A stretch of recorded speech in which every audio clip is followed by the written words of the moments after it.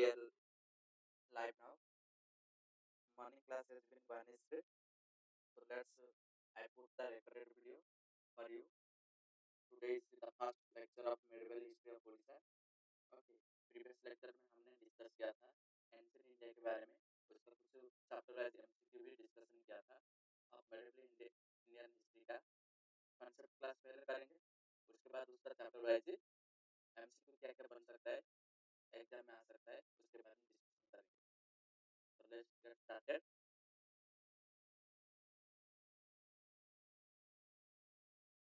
तो medieval history of Orissa का तो पहले इंट्रोडक्शन पार्ट तो दिखते हैं। देखो मेडिवल हिस्ट्री ऑफ उड़ीसा का ना, जो भी हमारा कलिंग रीजन, पहले जो कलिंग में डिफरेंट टाइप का डायनेस्टी मेडिवल पीरियड में रूल किया था। उनमें से कितने सारे notable dynasty for Ganga ruler हो गया, एक गजपति रूलर हो गया, एक वही रूलर हो गया, वही डायनेस्टी, एंड उसके अलावा और भी कितने सारे छोटे मोटे डायनेस्टी जो कि मेडिवल हिस्ट्री के लिए उड़ीसा के लिए इम्पोर्टेंट। उससे अलावा कि मेडिवल हिस्ट्री क्या, इंडिया का जो मेडिवल हिस्ट्री आप लोग करोगे तो जब इंडिया का क्लास पढ़ाऊंगा तो वहाँ पे हम डिस्कशन करेंगे कि मेडिवल हिस्ट्री एक अफगान, मतलब जैसे कि अफगान रूल का एक पीरियड स्टार्ट हुआ इंडिया में, उसी तरह का उड़ीसा में भी अफगान रूल स्टार्ट होने वाला था। लेकिन ये वही डायनेस्टी का जो मुकुंदा देव थे ना, उन्होंने वो अफगान डायनेस्टी को उड़ीसा में और कलिंगा में घुसने ही नहीं दिया। तो वहां से अफगान रूल को कैसे पाव किए थे, ओके, उसके बारे में थोड़ा पढ़ेंगे। उसके अलावा ये जो कलिंगा था, कलिंगा क्या था, वो एंशिएंट नाम था, वो कैसे उत्कल बना, उसका जो ट्रांजिशन था। और अभी जो मॉडर्न टाइम है हम बोलते हैं उसको ओडिशा था, अभी 2014 से ओडिशा हो।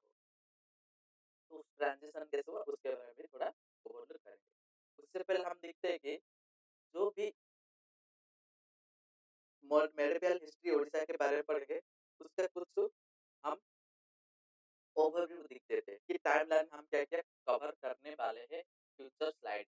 तो उसको थोड़ा ओवरव्यू दिख देते हैं ताकि आपको याद आ जाए कि मैं इसको ये चैप्टर अभी पढ़ने वाला हूँ। तो उस हिसाब से क्या करना है, आपको पढ़ना है। फॉर एग्जांपल 1038 सी में गंगा रूलर का डायनेस्टी एस्टेब्लिश हुआ था। 1135 में Chodaganga Deva shifted capital from Kalinganagar to Kataka. तो कलिंगनगर कैपिटल शिफ्ट हुआ था। तो ये सारे प्रीलिम्स पॉइंटर है, इसलिए मैं तुमको पहले ये सब के बारे में बता रहा हूँ। उसके बाद डिस्कशन करेंगे सब्जेक्टिव क्वेश्चन के लिए, मेंस के लिए क्या क्या होगा उसके बारे में डिस्कशन करेंगे। लेकिन पहले प्रीलिम्स पॉइंटर को थोड़ा ध्यान से देखिए। नेक्स्ट आता है 1250 सी में Narasimha one build the Konark temple. Konark temple 1250 C में बिल्ड हुआ था। तो 1278 सी में Ananta Vasudeva temple build by queen Chandrika. तो वो कौन थे, इसके बारे में जब पढ़ाऊंगा ना मैं आर्ट एंड आर्किटेक्चर, उसके बारे में डिटेल्स में बोलूंगा। नेक्स्ट आता है 1434 सी में Gajapati dynasty established by Kapilendra Deva. तो गजपति डायनेस्टी एस्टैब्लिश हुआ, उसके बाद गंगा के बाद गजपति कब हुआ ना 1434। उसके बाद 1513 में कृष्णदेवराय इन्वेजन इन उदयगिरी। तो कृष्णदेवराय का इन्वेजन कैसे उड़ीसा में हुआ, उदयगिरी को कैसे अपना कब्जे में ले लिया। उसके बाद पढ़ेंगे कि 1522 एडी में कुली कुतुब शाह का इन्वेजन, वो कैसे इन्वेजन कैसे किए थे, लेकिन वो इन्वेजन कैसे फेल हो गया, उसके बारे में थोड़ा ब्रीफली डिस्कशन करेंगे। नेक्स्ट पढ़ेंगे 1541 एडी में वही डायनेस्टी जो कि जिसको फाउंड किया था ना गोविंद विद्याधर ने, वही डायनेस्टी का फाउंड किया था, उनका मेन रूलर जो, ओके, कपिलेंद्र के बारे में पढ़ेंगे। ओके, कपिलेंद्र सॉरी, यहाँ पे जो हमारा अफगान रूल को मुकुंदा देव के बारे में डिटेल्स में पढ़ेंगे। नेक्स्ट पढ़ेंगे कि 1568 में जैसे कैसे करानी डायनेस्टी का फाउंड हुआ, सुलेमान खान करानी। उसके बाद करेंट डायनेस्टी को कैसे मुगल ने अपने कब्जे में ले लिया, उसके बारे में पढ़ेंगे। ओके, तो 1576 में कैसे मुगल का रूल ओडिशा में स्टार्ट हुआ। उसके बाद 1590 में कैसे पूरी कोस्टल ओडिया मुगल का कब्जे में आ गया। उसके बाद 1606 एडी में जहांगीर ने सेपरेट ओडिशा फ्रॉम बंगाल। जहांगीर ने कैसे ओडिशा को बंगाल से सेपरेट किया, एक टाइप का, उसके बारे में पढ़ेंगे। नेक्स्ट पढ़ेंगे 1773 में कैसे Odisha passed into Odisha passed into the hands of Naib Nazim of Bengal. Okay, उसके बाद 751 80 में पढ़ेंगे मराठा रूल इन ओडिशा। ओडिशा में मराठा रूल कैसा था, उसके बाद से मराठा रूल के बाद में हमारा मॉडर्न पीरियड स्टार्ट हो जाता है, वहाँ से ब्रिटिश या पोर्तुगल रूल्स इन ओडिशा में आ जाता है, वो एक मेडिवल पार्ट यहाँ पे खत्म होता है। तो ये सारे टॉपिक के बारे में डिटेल से हम देखेंगे। अब मेन सब ये तो सारे हो गया प्रीलिम्स पॉइंटर, क्या क्या क्वेश्चन बन सकता है, क्वेश्चन आ सकता है। लेकिन अब मेन सब पॉइंट व्यू में तो क्योंकि हमको मेंस के बारे में भी पढ़ना है, उसके बारे में पढ़ने के लिए ना ये सारी चीज को पढ़ना चाहिए। जैसे कि गंगा डायनेस्टी हमारा लिखा है सिलेबस में डायरेक्टली, कि गजपति डायनेस्टी सिलेबस में लिखा है। ओके, उनके बारे में डिटेल्स पढ़ें कि गंगा डायनेस्टी कब शुरू हुआ था, उनका नोटेबल रूलर कौन थे, वो उनका कंट्रीब्यूशन क्या था उड़ीसा का टेम्पल आर्किटेक्चर में, लिटरेचर में, आर्ट एंड कल्चर में, उसके बारे में डिटेल्स पढ़ें। उसी तरह गजपति डायनेस्टी कब हुआ उसके बारे में, art and culture and literature के बारे में पढ़ें। उसके बाद कोई डायनेस्टी कब हुआ उसके बारे में भी हम डिटेल्स में पढ़ेंगे। नेक्स्ट आता है current dynasty and Mughal dynasty के बारे में पढ़ेंगे। लेटर पीरियड में हम मराठा और थोड़ा सा ब्रिटिश रूल स्टार्ट हुआ, वहाँ से हमारा मॉडर्न पीरियड स्टार्ट हो जाएगा। फिर अलग मॉडर्न पीरियड के बारे में ब्रिटिश रूल, सारे पोर्तुगल रूल और फ्रांस, ये सब छोटा छोटा कॉलोनी जो था उनके बारे में डिटेल्स पढ़ेंगे। उसके बाद नेक्स्ट पढ़ेंगे फ्रीडम स्ट्रगल ऑफ उड़ीसा के बारे में। उसके बाद हमारा उड़ीसा का जो भी हिस्ट्री है वो कंप्लीट हो जाएगा।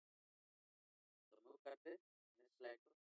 तो देखो यहाँ पे गंगा डायनेस्टी के बारे में पहले स्टार्ट करते हैं। तो गंगा डायनेस्टी कब स्टार्ट हुआ ना, 1038 से लेके 1435 तक गंगा डायनेस्टी स्टार्ट हुआ। इनको ना अलग नाम से भी बोला जाता है, जैसे कि ईस्टर्न गंगा नाम के नाम से भी जाना जाता है। और ये गंगा डायनेस्टी क्या था ना, एक prominent Hindu power Indian subcontinent में। इंडियन सबकॉन्टिनेंट मतलब ये जो उड़ीसा एक रीजन है, इंडिया का पार्ट है, तो उस रीजन में ये गंगा डायनेस्टी हिंदू पावर का एस्टेब्लिश किया। ओके, अभी जो जितना भी मॉडर्न पार्ट है ना उड़ीसा का, वो सारे मॉडर्न पार्ट जो उड़ीसा का है वो सब पहले गंगा डायनेस्टी का रूल के अंडर आता था। जैसे कि फॉर एग्जांपल आप ये मैप में देख सकते हो, यहाँ पे जितने भी ये गंगा ईस्टर्न गंगा डायनेस्टी का ये पार्ट था, यहाँ से जब रूल कर रहे थे गंगा रूलर ने, तो इतना तक उनका टेरिटरी था। तो अभी जो उड़ीसा का मॉडर्न मैप देखोगे तो उड़ीसा का जितने सारे पार्ट है ना, वो सारे पार्ट गंगा डायनेस्टी के रूल के टाइम से ही। ओके, नेक्स्ट आता है गंगा डायनेस्टी मॉडर्न डे। उनका कैपिटल जो था ना, उनका कैपिटल पहले था कलिंगनगर। उनका कैपिटल पहले क्या था ना, कलिंगनगर। तो कलिंगनगर उनका कैपिटल था। तो कैपिटल सिटी कलिंगनगर था। तो बाद में जो उनको कलिंगनगर से कटा का शिफ्ट किए थे, वो अलग बात है। लेकिन पहले उनका मेजरली जो डायनेस्टी का रूल 400 ईयर्स हुआ था, उनमें से मेजर टाइम कलिंगनगर ही। उनका डायनेस्टी जो गंगा डायनेस्टी किसने फाउंड किया था ना, उसको फाउंड किया था कमर कमर नाभो। ओके, एक रूलर किंग थे जो कि गंगा डायनेस्टी का एस्टैब्लिश उड़ीसा में किए। नेक्स्ट आता है एस्टैब्लिशमेंट एंड एक्सपेंशन, कि गंगा डायनेस्टी का एस्टैब्लिशमेंट कैसे हुआ और उसका एक्सपेंशन किसने किया।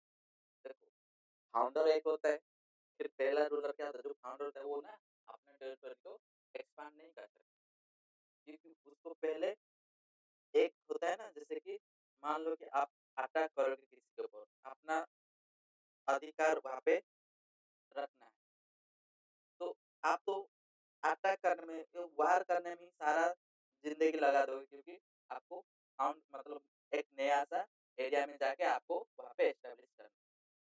बाद में अगर पहली बार एस्टेब्लिश हो गया, उसके बाद एक्सपेंशन इजी हो जाता है, क्योंकि इकोनॉमी भी बढ़ जाएगा।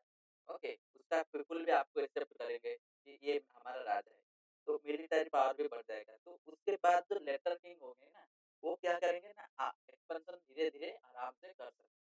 लेकिन जो पहला किंग होता है ना, उसका एक्सपेंशन नहीं हो सकता है, क्योंकि उसको तो अपना जो खेती भूमि स्थापन करने के लिए उसको टाइम लग जाए, और वो पहले पहले आया होगा ना, तो उसको जितना भी इकोनॉमी उसका किंगडम का स्ट्रांग नहीं होगा, जैसे कि वो नया टेरिटरी को कन्कर करके उसको अपने हिस्से में शामिल कर सकते। इसीलिए तो पहला लेट जो किंग किंग होते हैं ना, वो सब फाउंडर रहते हैं, वो सब इतना ज्यादा एक्सपांड नहीं कर पाते अपना टेरिटरी। ओके, लेकिन जो लेटर किंग होते हैं उसको वो अपना टेरिटरी को एक्सपांड कर सकते हैं। by the Ananta Burman Rajahasta Pancham is the in 1038 AD, Perumal established the Ganga dynasty in Odisha. पहला किंग जो कि गंगा डायनेस्टी का फाउंड किए थे कमरनाभा, लेकिन उन्होंने तो सिर्फ मतलब जैसे मान लो कि ऐसे गए थे उसको एंट्री किया जस्ट सिर्फ एक झलक दिखा, लेकिन एक्चुअली में ना अनंत बर्मन राजहंस फाइव जो कि वो मतलब उड़ीसा के कलिंग जो गंगा डायनेस्टी का ना जो रूल का तो वो कंफर्म किए थे कि हाँ आज से गंगा डायनेस्टी का रूल स्टार्ट हो। ओके, पहला जो लेटर था वो थोड़ा बहुत कुछ राजा को वार में डिफीट किया था, थोड़ा ऐसा उनका इतना पॉपुलर नहीं था, गंगा डायनेस्टी के बारे में कोई ज़्यादा लोग को पता नहीं था।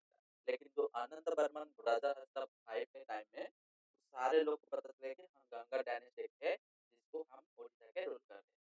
Okay, by the end of the 12th century Ananta Varman Chodaganga Deva जिनका जो रूलिंग पीरियड कितना था 100 1708 से लेकर 1147 तक उन्होंने एक्सपांड किया था अपना गंगा को। कहाँ से कहाँ तक एक्सपांड किया था ना, बोलते हैं कि गंगा से लेके गोदावरी तक एक्सपांड किया था। कहाँ से कहाँ तक लिया था ना, गंगा से लेके गोदावरी तक एक्सपांड किया था। जैसे कि गंगा से लेके गोदावरी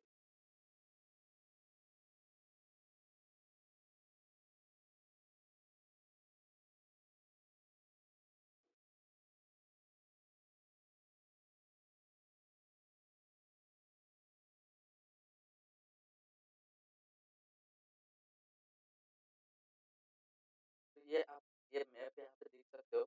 ओके, ये मैप देख सकते हो।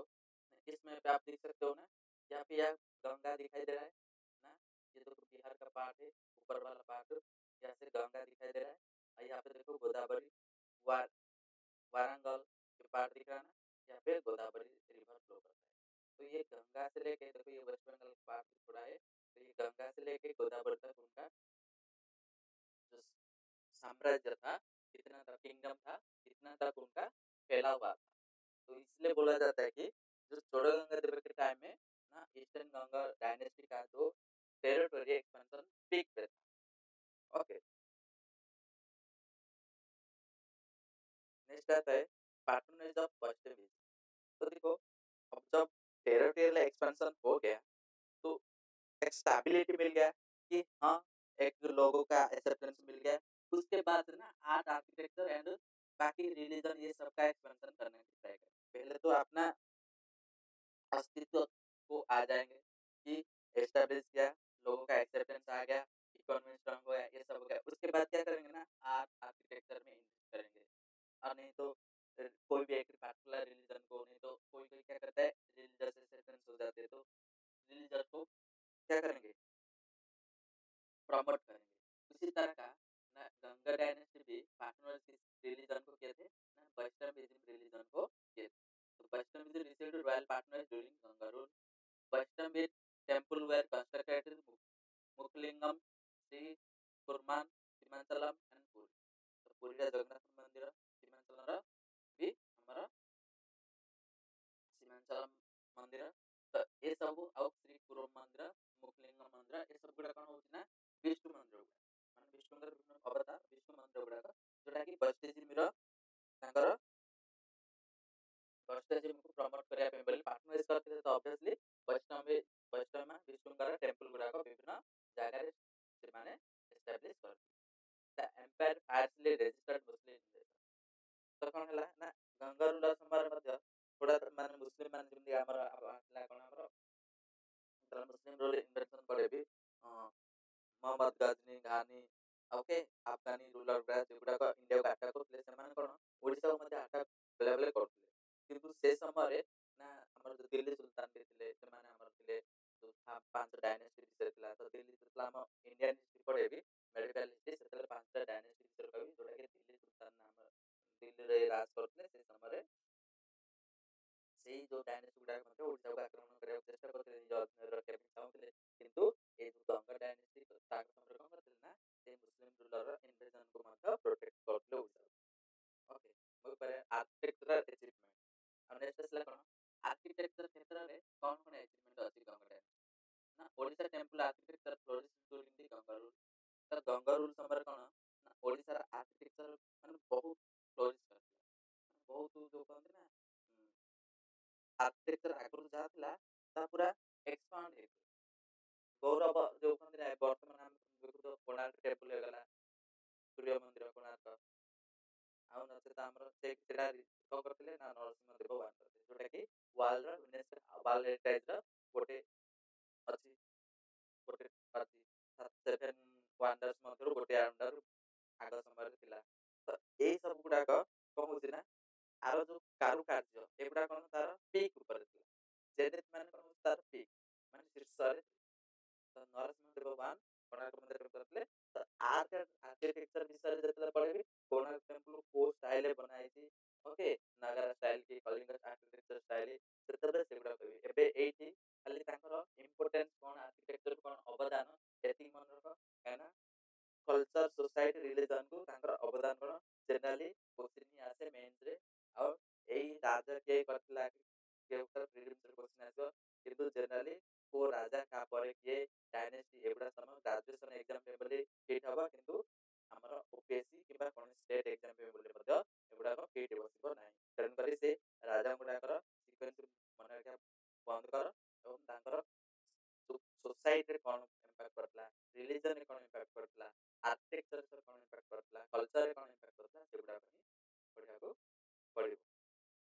ନେକ୍ସଟ ଆସିଲା ନୋଟେବଲ ରୁଲର କିଏ ଥିଲେ। ସିମ୍ପଲି ବ୍ରିଲିଆଣ୍ଟ ପଏଣ୍ଟର ଟାଇପର ଯେ ରାଜା କଣ କିଏ କିଏ ଥିଲେ, କି ରୁଲର କଣ ଥିଲେ ନା ଚୋଡ଼ଗଙ୍ଗ ଦେବ ଫାଷ୍ଟ କଣ ଥିଲେ, ଚୋଡ଼ଗଙ୍ଗ ଦେବ ଯିଏକି 1077ରୁ 1147 ଏଡି ପର୍ଯ୍ୟନ୍ତ ରାଜତ୍ୱ କରିଥିଲେ। ନେକ୍ସଟ ଆସିଲା ରାଜାରାଜ ଟୁ, ରାଜାରାଜ ଟୁ ଯିଏକି 1170ରୁ 1190 ଏଡି ମଧ୍ୟରେ କଣ ତାଙ୍କ ରାଜତ୍ୱ ଚଲେଇଥିଲେ। ନେକ୍ସଟ ଆସିଲା ଅନଙ୍ଗ ଭୀମଦେବ ଯିଏକି 1211ରୁ 1238 ଏଡି ମଧ୍ୟରେ ଶାସନ କରିଥିଲେ। ନେକ୍ସଟ ଆସିଲା ନରସିଂହ ଦେବ ୱାନ୍ ଯିଏକି 1238ରୁ 1264 ଏଡି ପର୍ଯ୍ୟନ୍ତ ରାଜତ୍ୱ କରିଥିଲେ। ନେକ୍ସଟ ଆସିଲା ଭାନୁଦେବ ଫୋର୍ 1414ରୁ 1435 ପର୍ଯ୍ୟନ୍ତ କଣ କରିଥିଲେ, ରାଜତ୍ୱ କରିଥିଲେ। ହେଲା, ଯୋଉ 1264ରୁ ନା 1414 ପର୍ଯ୍ୟନ୍ତ ଏଗୁଡାକ କେତେ ଗୁଡେ ରାଜା ଥିଲେ କିନ୍ତୁ ସେତେ ଇମ୍ପୋର୍ଟାଣ୍ଟ ନାହିଁ। ତେଣୁକରି ତାଙ୍କ ବିଷୟରେ କିଛି ସୋର୍ସରେ ଏଭିଡେନ୍ସ ନାହିଁ। ତେଣୁକରି ତାଙ୍କ ଏଗୁଡା ବିଷୟରେ ପଢିବା କିଛି ଦରକାର ହିଁ ନାହିଁ। ତ ଲାଷ୍ଟ ରୁଲର କିଏ ଥିଲେ ନା ଭାନୁଦେବ ଫୋର୍ ବୋଲି ଲାଷ୍ଟ ରୁଲର। ନେକ୍ସଟ ଆସିଲା ଆମର ଗୋଲ୍ଡେନ ଏରା କଲଚର ଏଣ୍ଡ କଲଚରାଲ କଣ୍ଟ୍ରିବ୍ୟୁସନ। ନା ଗଙ୍ଗ ଡାଇନେଷ୍ଟି ଯେମିତି ଆମର ଇଣ୍ଡିଆର ଆର୍ଟ ଆର୍କିଟେକ୍ଚର ଯେତେବେଳେ ପଢିବ ସେତେବେଳେ ଜାଣିବୁ ଯେ ଗୁପ୍ତ ଡାଇନେଷ୍ଟିକୁ କଣ କରାଯାଉଛି ନା golden period of Indian art and architecture ବୋଲି କୁହାଯାଉଛି। ସେଇ ଟାଇପର ଓଡ଼ିଶାର ଆର୍ଟ ଏଣ୍ଡ ଆର୍କିଟେକ୍ଚର ବିଷୟରେ ଗଙ୍ଗ ଡାଇନେଷ୍ଟିଟା ଗୋଟେ ହଉଛି କଣ ଆମର ଗୋଲ୍ଡେନ ଏରା ଓଡ଼ିଶା ପାଇଁ ବୋଲି। କାହିଁକିନା ଏଇ ସମୟରେ କଣ ଜୟଦେବ ନାମକ ଆମର ପୋଏଟ ଯୋଉ ଯିଏକି ଫ୍ଲୋରିଶ କରିଥିଲେ, ମାନେ ସେ ତାଙ୍କର ବିଭିନ୍ନ ପ୍ରକାର କାବ୍ୟ କୀର୍ତ୍ତନର କବିତା ଏଗୁଡାକ ସବୁ ରଚନା କରିଥିଲେ। ହେଲା, ଗୀତା ଗୋବିନ୍ଦ ଲେଖିଥିଲେ ଜୟଦେବ। ଓକେ, ସେ କାହା ସମୟରେ ନା ରାଜା ରାଜ ଟୁଙ୍କ ସମୟରେ ଜୟଦେବ ଥିଲେ। ତ ମନେ ରଖ ପ୍ରେଜେଣ୍ଟ ପଏଣ୍ଟରେ ବନବ ଯେ ଜୟଦେବ କଣ୍ଟେମ୍ପରାରୀ କାହାର ଥିଲେ, କୋଉ ରାଜାର ଥିଲେ। ସିଧା ସିଧା କ୍ୱେଶ୍ଚିନ୍ ପଚାରେ ଯେ Jayadeva poet Jayadeva was contemporary of which king? Option A Chodaganga, option B Rajaraja two, option C Ananga Bhimadeva, okay, option C Bhanudeva four. ତ ଏଇ ଟାଇପର କ୍ୱେଶ୍ଚିନ୍ ଆସୁଛି। ତ କଣ୍ଟେମ୍ପରାରୀ ତମେ ମନେ ରଖିଥା, କିନ୍ତୁ ଏଇଗୁଡାକ ସେ ବୁଲେଇକିନା କ୍ୱେଶ୍ଚିନ୍ ପଚାରେ। ତାର ରାଇଟ୍ ଆନ୍ସର ରାଜାରାଜ ଟୁ। ତ ଜୟଦେବ ରାଜାରାଜ ଟୁଙ୍କର କଣ୍ଟେମ୍ପରାରୀ ଥିଲେ। ମାନେ କଣ୍ଟେମ୍ପରାରୀ ମାନେ କଣ ନା ସେ ଜୟଦେବ ରାଜାରାଜ ଟୁଙ୍କ ସମୟରେ ଜୟଦେବ ହିଁ କଣ ପୋଏଟ ଯାହା କାବ୍ୟ ଫବ୍ୟ ସବୁ ରଚନା ଲେଖୁଥିଲେ। ଓକେ, ସମସାମୟିକ ଯୁଗ। Okay, that world famous sun temple at Konark and Jagannath temple were built during the Ganga era. Obviously, the temple architecture ବିଷୟରେ ଯେତେବେଳେ ପଢେ ନା sun temple କୋଣାର୍କରେ ଆଉ ଜଗନ୍ନାଥ temple ପୁରୀରେ, ଏ ଦିଟା ହଉଛି ମେନ୍ କଣ୍ଟ୍ରିବ୍ୟୁସନ, ଯୋଉଟା କି ଚାରି ଧାମ ଭିତରୁ ଥାର ଆଉ ଗୋଟେ ସେଭେନ ୱାଣ୍ଡର ଭିତରୁ ଗୋଟେ ୱାଣ୍ଡରଟେ ଜଗନ୍ନାଥ ମାନେ କୋଣାର୍କ temple। ତ ଦିଟା କଣ୍ଟ୍ରିବ୍ୟୁସନ ଆଉ ତା ସହିତ ଜୟଦେବଙ୍କର ବି ଗୀତା ଗୋବିନ୍ଦ ସେ କାବ୍ୟ ବି ରାଜାରାଜ ଟୁ ସମୟରେ ଲେଖା ହେଇଥିଲା। ତ ଏଇଟା ହଉଛି କଣ ଗୋଟେ ପ୍ରକାର ଗୋଲ୍ଡେନ ଏରା, କାହିଁକିନା ସାହିତ୍ୟ ପୋଏଟ ମାନେ କଣ ସାହିତ୍ୟର ଡେଭଲପମେଣ୍ଟ ହେଇଥିବ। ଆଉ ଆର୍ଟ ଆର୍କିଟେକ୍ଚର ତ ଜାଣିଛ ଜଗନ୍ନାଥ ଟେମ୍ପଲ କଣ ଆଉ ସନ୍ ଟେମ୍ପଲ କଣ ତାର ବର୍ତ୍ତମାନ ଯୁଗରେ ମଡର୍ଣ୍ଣ ଏଜ୍‌ରେ ତାର କେତେ ପ୍ରତିଭା, ତାର କେତିକି ଟୁରିଜିମ୍ ପ୍ଲେସେସ୍ ଗୁଡ଼ାକ କେତେ ମାନେ ଦୁନିଆରେ କେତିକି ତାର ଖ୍ୟାତି ଅଛି ସେଗୁଡ଼ାକ ତମେ ଜାଣିପାରୁଥିବ। ତାମାନେ କଣ ସେ ସମୟରୁ ଓଡ଼ିଶାର ଖ୍ୟାତି ଷ୍ଟାର୍ଟ ହେଇଛି ବର୍ତ୍ତମାନ ପର୍ଯ୍ୟନ୍ତ ଲମ୍ବୁଛି ଆଉ ଫ୍ୟୁଚର୍ ମଧ୍ୟ ଲମ୍ବି ଲମ୍ବି ଯିବ। ତେଣୁକରି ଏଇ ପିରିୟଡ଼ଟାକୁ କଣ କୁହାଯାଏ golden period of art and architecture ବୋଲି ମଧ୍ୟ କୁହାଯାଏ। ନେକ୍ସଟ ମୁଁ କରିବା art and architecture during the Ganga period. ଦେଖ ସେଟା ମୁଁ ଆର୍କିଟେକ୍ଚର ନର୍ମାଲ ଗୋଟେ ଗଙ୍ଗା ତାପରେ ତମକୁ ଯଦି ମେନ୍ କ୍ୱେଶ୍ଚନ କଲା ଯେ describe the art and architecture during the Ganga period. ତ ସିମ୍ପଲି ଇଣ୍ଟ୍ରୋଡକ୍ସନ ଦେଇଦବ ଯେ ଗଙ୍ଗା ରୁଲର କୋଉଠୁ କୋଉ ସମୟ ପର୍ଯ୍ୟନ୍ତ ରାଜତ୍ୱ କରିଥିଲେ। ତାପରେ ଆସିଲା କଣ ଆର୍ଟ ଆର୍କିଟେକ୍ଚରରେ ଗଙ୍ଗ ରୁଲର କଣ ଥିଲେ ଜେନିଥ୍ ମାନେ ପିକ୍ ରେ ଥିଲେ। କାହିଁକି ପିକ୍ ରେ ଥିଲେ ନା ସେମାନେ କେତେଗୁଡେ ରିମାର୍କେବଲ୍ ମନୁମେଣ୍ଟ ଗୁଡାକ ତିଆରି କରିଥିଲେ। ଯେମିତି ଫର ଏକ୍ସାମ୍ପଲ ଜଗନ୍ନାଥ ଟେମ୍ପୁଲ ପୁରୀ, କୋଣାର୍କ ସନ୍ ଟେମ୍ପୁଲ ଓକେ ଏ ସମୟରେ ହେଇଥିଲା। ତା ସହିତ ମେସିଭ୍ ଷ୍ଟ୍ରକ୍ଚର ଗୁଡାକ ବି ବନେଇଥିଲେ। ଯେମିତି ହେଲା ମାଇଥୋଲୋଜିକାଲ ହଉ, ଇରୋଟିକ୍ ମୋଟିଭ୍ ହଉ, ମନ୍ଦିର ଗୁଡାକ ଦେଖିବା ଆମର ଇରୋଟିକ୍ ଫିଗର ଗୁଡାକ ଥାଏ। ଇରୋଟିକ୍ ଫିଗର ମାନେ ଆମର ଯୋଉ ସେନ୍ସୁଆଲ ଟାଇପର ଫିଗର ଗୁଡାକ ଥାଏ। ତ ସେଗୁଡାକ ବି ଏଗୁଡାକର କାରୁକାର୍ଯ୍ୟ ବୋଲି କୁହନ୍ତି। ତ ଏଇଗୁଡା ସବୁ ସେଇ ଗଙ୍ଗ ସମୟରେ ହିଁ ଷ୍ଟାର୍ଟ ହେଇଥିଲା। ତା ସହିତ କଣ ବିଭିନ୍ନ ପ୍ରକାର ଏନିମାଲ ଗୁଡାକ ଡେପିକ୍ସନ କରିଥିଲେ। ନହେଲେ ତ ornament ଏଇ ସବୁ ଗୁଡାକ ବଡ ବଡ ଷ୍ଟ୍ରକ୍ଚର ଗୁଡାକ ମଧ୍ୟ ଏଇ ଗଙ୍ଗ ସମୟରେ ହେଇଥିଲା। ପୁଣି ନଗର ଷ୍ଟାଇଲ ମଧ୍ୟ ହେଇଥିଲା ଆମର ଗଙ୍ଗ ସମୟରେ। ଯୋଉ ଟେମ୍ପଲ ଆର୍କିଟେକ୍ଚର ଯେତେବେଳେ ପଢେ ସେତେବେଳେ ନଗର ଷ୍ଟାଇଲ ବିଷୟରେ କହିବି। ତ ନଗର ଷ୍ଟାଇଲରେ ତାଙ୍କର କଣ ଥିଲା ଯୋଉ କ୍ୟାରେକ୍ଟର ଥାଏ ଶିଖର ମାନେ ଯୋଉ ମନ୍ଦିରର ଉପରଟାକୁ ତାଙ୍କେ ଶିଖର କହୁଥିଲେ। ଆଉ ତା ସହିତ ଅମଲକ, ତା ସହିତ ମଣ୍ଡପ, ମଣ୍ଡପ ମାନେ ହଉଛି ଯୋଉ ପିଲର ହଲ୍ ଓକେ। ନାଟ୍ୟ ମଣ୍ଡପ, ଭୋଗ ମଣ୍ଡପ, ବିଭିନ୍ନ ପ୍ରକାର ମଣ୍ଡପ ହଲ୍ ମଧ୍ୟ କଣ କରୁଥିଲେ ସେମାନେ ଗଙ୍ଗ ସମୟରେ ହିଁ ଡେଭଲପମେଣ୍ଟ ହେଇଥିଲା। ତା ସହିତ ଲିଙ୍ଗରାଜ ମନ୍ଦିର ହେଲା, ମୁକ୍ତେଶ୍ୱର ଟେମ୍ପଲ ହୋଇଗଲା, ପରଶୁରାମେଶ୍ୱର ଟେମ୍ପଲ ହୋଇଗଲା। ଏଗୁଡା ହଉଛି କଣ ଅନ୍ୟ ନାଗର ଷ୍ଟାଇଲରେ ଟେମ୍ପଲର ଆର୍ଟ ଆଣ୍ଡ ଆର୍କିଟେକ୍ଚର ଗୋଟେ ପ୍ରକାର ଏକ୍ସାମ୍ପଲ। ନେକ୍ସଟ ଆସିଲା ଦେଖିଦିଅ ଜଗନ୍ନାଥ ଟେମ୍ପଲ ଦେଖ, ଏଇ ଆମର ଦେଖ ଶିଖର, ଏଇଟା ହଉଛି ଆମର ଶିଖର। ଏଇ କୋଣାର୍କ ଟେମ୍ପଲ ଦେଖ, ଦିଟା ଦେଖ ଦେଖ ପାଖାପାଖି ଦିଟା ଯାକ ସେମ୍ ଗୋଟେ ପ୍ରକାର ଷ୍ଟାଇଲରେ ବନା ହେଇଛି ହେଲା। ତ ଆର ମେନ୍ ହଉଛି କଣ ଇଏ ପୂଜ୍ୟ ସେତେ ହେଲେ ଯାହାର ଧ୍ୱଜା ଉଡୁଛି, କିନ୍ତୁ ଏଗୁଡା ସୂର୍ଯ୍ୟ ମନ୍ଦିର ପୂଜ୍ୟ ନୁହଁ ସେଥିପାଇଁ ହେଲେ ଏହାର ଧ୍ୱଜା କିଛି ଉଡୁନି। କିନ୍ତୁ ଦେଖ ଯଦି କିଏ କୋଣାର୍କ ମନ୍ଦିର ଭିଜିଟ କରିଥିବ ତାର କାରୁକାର୍ଯ୍ୟ ତାର ସବୁ ଗୁଡାକ ଯୋଉ ଆମର ହେଇଛି ସେ ସମୟରେ ବର୍ତ୍ତମାନ ମଧ୍ୟ ଲୋକମାନେ କାରିଗରୀ ମାନେ ଜାଣିପାରନ୍ତି ସେଗୁଡା କେମିତି ବନା। ତ ଏଇଟା ଗୋଟେ ପ୍ରକାର କଣ ନୋଟେବୁଲ ଯୋଉଟା କି ଆମର କୁହନ୍ତି ଯେ ବିଶ୍ୱ ପ୍ରଖ୍ୟାତ ଏ କାରୁକାର୍ଯ୍ୟ ସେତେବେଳେ ସମୟର କରାଯାଇଛି ଯୋଉଟା କି ଗଙ୍ଗ ରୁଲ ସମୟରେ କରାଯାଇଛି।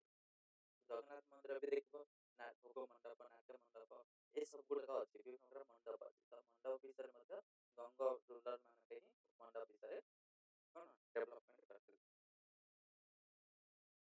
ନେକ୍ସଟ ଆସିଲା ଆଡମିନିଷ୍ଟ୍ରେସନ।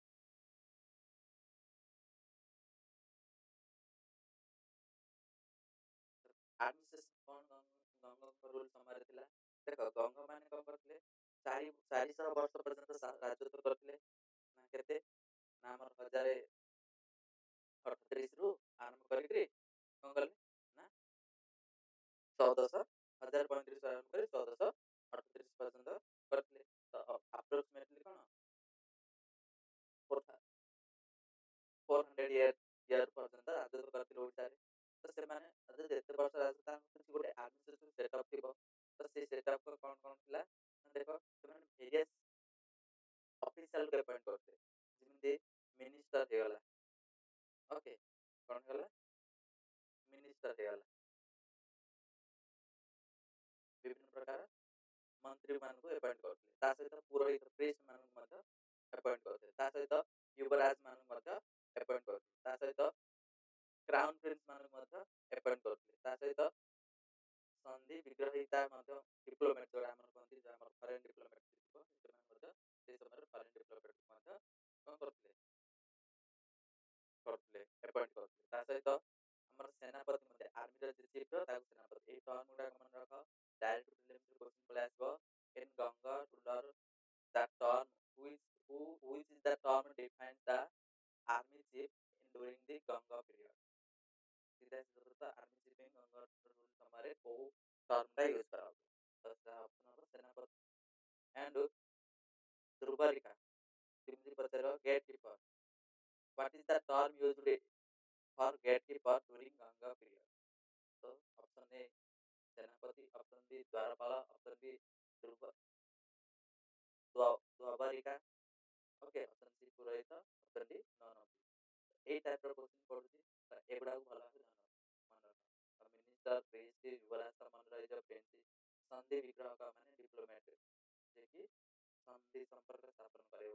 ସେନାପତି ଆର୍ମିର ଚିଫ୍, ଧ୍ରୁବାରିକା କ'ଣ ଗେଟ୍ କିପର। ଏଗୁଡ଼ା ହେଉଛି କ'ଣ ଗଙ୍ଗା ରୁଲ୍ ସମୟରେ କେତେ ଗୁଡ଼ିଏ ଅଫିସର, ଆଡମିନିଷ୍ଟ୍ରେସନ୍ ଚଲେଇବାକୁ ଗଲେ କେତେ ଗୁଡ଼ିଏ ଅଫିସର ଦରକାର ହେଉଛି। Next, Ganga empire was divided into province known as ବିଷୟ। ତ ଦେଖ ଫାର୍ଷ୍ଟ ରହିଲା କିଙ୍ଗଡମ୍, କିଙ୍ଗଡମ୍କୁ ଭାଗ ଭାଗ କରାଗଲା ପ୍ରୋଭିନ୍ସରେ, ତାର ପ୍ରୋଭିନ୍ସକୁ ଭାଗ ଭାଗ କଲା ପରେ ତାପରେ ପ୍ରତି ପ୍ରୋଭିନ୍ସ କେତେ ଗୁଡ଼ିଏ ବିଷୟରେ ଭାଗ କରାଗଲା। କେତେ ଗୁଡ଼ିଏ ବିଷୟକୁ କ'ଣ ଫର୍ଦର ଡିଭାଇଡ୍ କରାଗଲା, ପାଞ୍ଚାଲି, ପାଞ୍ଚାଲିକୁ ଆଣ୍ଡ ଭୋଗ ବୋଲି ଦୁଇ ଭାଗରେ ବିଭକ୍ତ କରାଗଲା। ତ କିଙ୍ଗଡମ୍, କିଙ୍ଗଡମ୍ ପରେ ବିଷୟ, ବିଷୟ ପରେ ଆମର ଆସିଲା କ'ଣ, ସରି କିଙ୍ଗଡମ୍ ପରେ ପ୍ରୋଭିନ୍ସ, ପ୍ରୋଭିନ୍ସ ପରେ ବିଷୟ, ବିଷୟ ପରେ ପାଞ୍ଚାଲି, ପାଞ୍ଚାଲି ପରେ ଭୋଗ। ତ ପାଞ୍ଚାଲି ଭୋଗ ସେ ଗୋଟେ ଟାଇପ୍ର, ଛୋଟକୁ ପାଞ୍ଚାଲି କି ବଡ଼କୁ ଭୋଗ, ଏଇ ଟାଇପ୍ର ସେ କ୍ୟାଟେଗୋରୀ କରାଯାଇଥିଲା। ତ ଆର ଡିକ୍ରିଜିଂ ଅର୍ଡ଼ରଟା ମନେ ରଖ, କିଙ୍ଗଡମ୍, ପ୍ରୋଭିନ୍ସ, ବିଷୟ, ପାଞ୍ଚାଲି ଆଣ୍ଡ ଭୋଗ। ଓକେ, ନେକ୍ସଟ ଆସିଲା କେତେ ଗୁଡ଼ିଏ ଟେକ୍ସ ମଧ୍ୟ ୟା ପାଇଁ ୟୁଜ୍ କରୁଥିଲେ, ଯେମିତିକି ଭେଟ ହେଇଗଲା। ଭେଟ କ'ଣ ଗୋଟେ ପ୍ରକାର ଟେକ୍ସ ଯୋଉଟା ବି ୟୁଜ୍ କରୁଥିଲେ ଗଙ୍ଗା ପିରିୟଡ଼ ସମୟରେ। ଓଦା ବି ୟୁଜ୍ କରୁଥିଲେ, ପରିଦର୍ଶନ ବି ଏଇ ଟାଇପ୍ର ଟେକ୍ସ ଗୁଡ଼ାକ ମଧ୍ୟ ହେଉଥିଲେ। ତ which of the following texts are used or used during Ganga ruling period? ତ ଏଇ ଟାଇପ୍ର ବି କୋଶ୍ଚିନ୍ କ'ଣ ପ୍ରିଲିମ୍ସ ଆସିପାରିବ।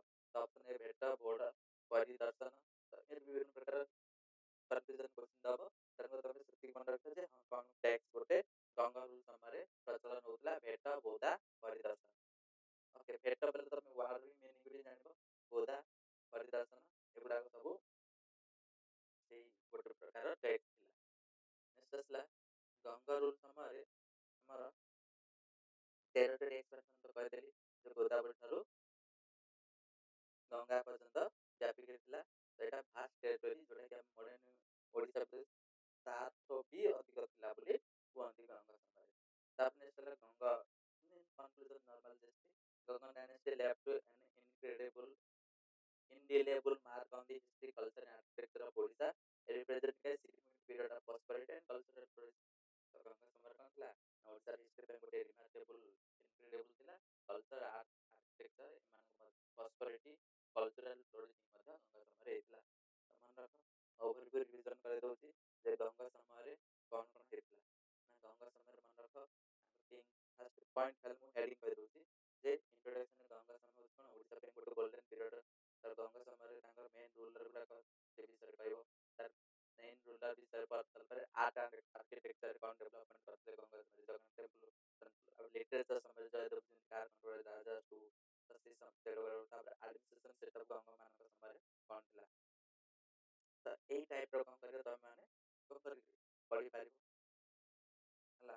ତ ଏଇ ଟାଇପ୍ର ପଢ଼ିକି କ'ଣ କରିବ ଇଜିଲି ମନେ ରଖିବ। ତାପରେ କନକ୍ଲୁଜନ, ତ ଗୋଟେ ସେଟଅପ୍ ମାନେ ମାଇଣ୍ଡ ସେଟ୍ ରଖ, ଯେମିତିକି ଗୋଟେ ଟପିକ୍ ଉଠେଇଲ, ତାର କ'ଣ କ'ଣ ପଢ଼ିବାର ଅଛି ନୋଟ୍ କରିଦେଲ, ତାର ଗୋଟେ ଗୋଟେ ଟପିକ୍ରେ ସବ୍ ଟପିକ୍ରେ କ'ଣ କ'ଣ ପଏଣ୍ଟ ମନେ ରଖିବାର ଅଛି ତାକୁ ମନେ ରଖିଲ। ତ ଇଜିଲି ତମେ କ'ଣ କରିପାରିବ ସବୁ ଜିନିଷକୁ ମନେ ରଖିପାରିବ। ଓକେ, ଆଜିର କ୍ଲାସ୍ଟା ମର୍ଣ୍ଣିଂ କ୍ଲାସ୍ ଭାନିସି ଯାଇଥିଲା, ସରି ଫର୍ ଦ୍ୟାଟ୍। ତ ଏଇଟା ମୁଁ ଅପଲୋଡ଼ କରିଦେଇଛି, ତ ନିଜେ ଦେଖିଦେବେ। ନେକ୍ସଟ ଆମେ ଗଜପତି ଡାଇନେଷ୍ଟି ବିଷୟରେ ନେକ୍ସଟ କ୍ଲାସ୍ରେ ପଢ଼ିବା।